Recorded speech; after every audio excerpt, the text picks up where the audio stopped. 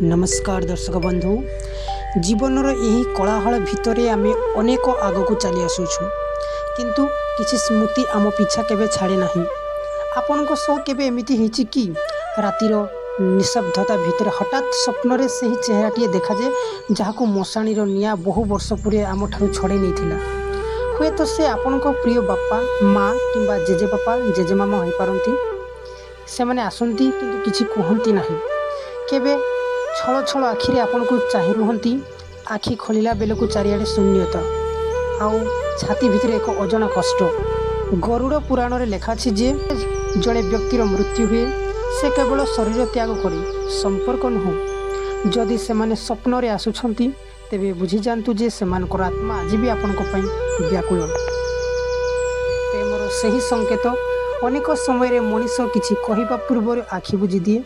सही अधूरा कथा सही अवशेष तांको आत्मा जगत रे शांति रे रहिबा को दिए नाही। गरुड़ पुराण को ही से माने स्वप्न रे आसी आपण को आशीर्वाद देथांती जहा फल रे सेमानक जीवन रो बड़ विपद टली जाए।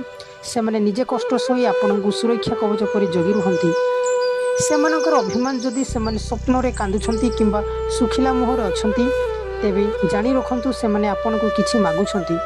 तांको कोनोसी संपत्ति धन संपत्ति दरकार नाही। से माने केवल खोजुछंती आपण को मन रे टिके स्थान और सम्मान पाइबा पई। हुए तो से माने आज भी से संसार माया रे बांधी होई रहिछंती जेउठी आपण रुहंती। गरुड़ पुराण अनुसार जदि से माने स्वप्न रे आपण को ऊपर रागुछंती तेबे सावधान हो जांतु। से माने जानि पारुछंती जे आपण को कोनोसी भूल रास्ता रे जाउछंती। यह रक्तर संपर्क एक अदृश्य चेतावनी जहाँ आपण को सर्वनाश बंचेबा पई से पारे दुनिया रे आसिछंती। मने रखंतु बंधुगण से माने आम पाखरे नाहंती सत किंतु आम संस्कार रे आम शरीर प्रति बिंदु रक्त रे सेमान आज भी जीवित। सेमान को आत्मार शांति पई तांको नाम रे टिके दान करंतु किंबा गोटे दीप जलांतु। आपणकर गोटे छोट प्रार्थना सेमान को से अजଣା दुनिया रे असीम शांति दे पारे। तांको सेतिकी भल पांतु जेतिकी से माने बंची थिबा बेले पाउथिले।